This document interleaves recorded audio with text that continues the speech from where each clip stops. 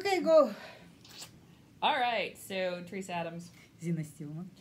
We are going to talk about what we learned about the observations, and we're also going to talk about what we want to learn more or what we're going to try.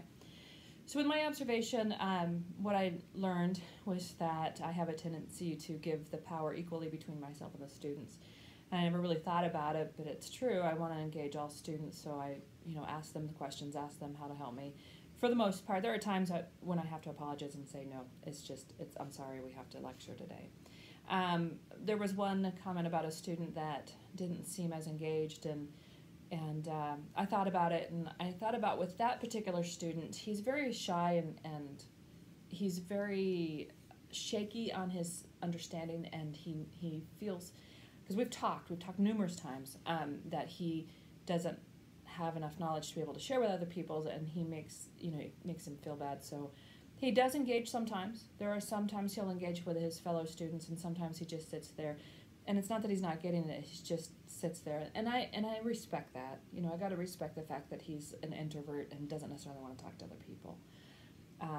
But as an outsider, I can see how it seems like he's not engaged or seems marginalized. But I really try to make sure that everyone's engaged. Based on my observation, yes, I am having the power in the classroom, but it really depends on the topic. Sometimes I have to take power in my hands because the word problems which you observe, guys, in my classroom was a very difficult topic for the students. And if I'm giving power, sharing power in the classroom, the people who think they know more or they think faster, they're taking over the problem. And students who don't think so fast or don't understand how it works, they don't have the good feedback, they don't understand how they get the answer because they're not doing it step by step. Most of them will do it in their head, and it does not work this way. I really have to teach students to do it step by step and explain them why the steps actually working. And after this class, a lot of students come to me and said, "Thank you, Zina, that you were teaching us, not the lead of the group, because when you are teaching us, we don't understand why it's going on." And after the first part of the class, the second part, when they were working together, they actually stop person who is thinking very fast and said, "How you got that? Why you didn't do this second step or the third step or something like that?" Because they knew what they have to ask to understand how to solve this problem. It's funny you say that. It's because I've had students as well that said, "Why can't you just teach us?" Mm-hmm. And there are times where I do, and I'm not always happy about that, but I do time yes. constraints or whatever. And then there are other students that don't want that. No matter what you do, you've got to find that balance between being the sage on the stage, even if it's only for a snapshot moment in time, and allowing the students to be the leaders. This is the reason. And why. Because every student's different.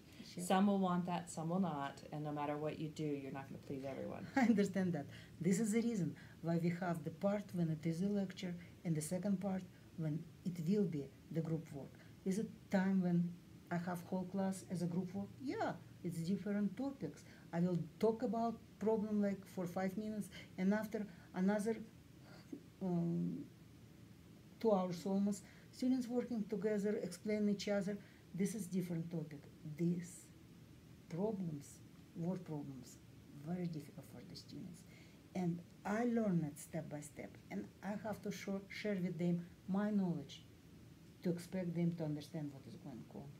Topics, very important. Yeah, sometimes you just have to. And then from the observation, the next prompt would be, what am I going to experiment? What have I learned? It's funny that class that James observed is so radically different than my second class. In my second class, I have this one white male student who is always trying to be the center of attention. He'll blurt out his answers. And in that class, I have to really, really, really keep him, where he's not always answering the questions, where I'm like, okay, raise your hand if.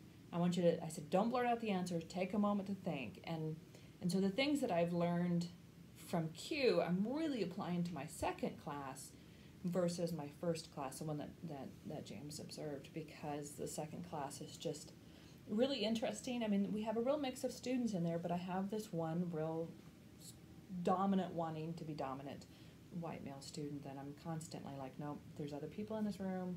It's not all about you. You know, it's I've got to ask other people.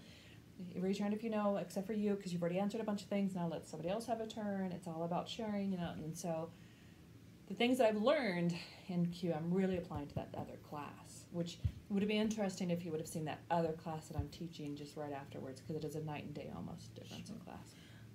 By the way, I learned in another committees, whatever we have, the situation when I'm giving all class like 10 seconds for be quiet, do not answer on my questions, let them think. Everybody has to think about that. I have a red card, like, I don't know, piece of paper, and whenever I'm asking a question, I'm raising this card and showing 10 seconds, and I'm counting 1, 2 with my fingers, that it will be 10 seconds. When I'm putting my card back, a lot of people raising, not just one. And it was a little bit while when students understood, I cannot talk when Zina has this red card. But I learned it this semester, after your observation, by the way. And I like it a lot. I really do. Yeah. So we are learning, and we talk about that we cannot apply right away because you cannot explain everything at the same time. It is difficult, it's physically impossible. This is why we have meetings each month, on phone or face-to-face. It will be nice to start that education, not when semester started, but like a week before, to have 2 days of training for us during this week. And it will be nice because we will have like start ahead. And I find that because of the time crunch, I feel like I'm always behind. I feel like I'm 500 paces behind everyone else. That the things that I learn, I want to implement, and then it's like, oh darn, I forgot. I feel like I'm always playing catch up. And I know with the syllabus, where we talked about, making the syllabus more engaging for all students, and then friendly. Yes, and then the semester starts, and I'm just so rushed, and it wasn't a cultural shift yet for me. It wasn't a shift that this is what I'm going to do. So I fell back to my okay, this is the syllabus, blah blah blah blah blah. Well, now I'm more aware of it. I'm fully more aware of it, and I'm thinking ahead of that. But like I said, a lot of the stuff that I've learned is like I learn it, and then it's behind, and then I can't implement it yet. It's too late. I'll have to do it next time. And after you will forget about that. This and is sometimes you even forget about it, and so yeah. But I've learned a lot. Me too. And I just wish I would have had more time on it to engage in it fully. So, anyways, thank you guys. That's it. Thank you.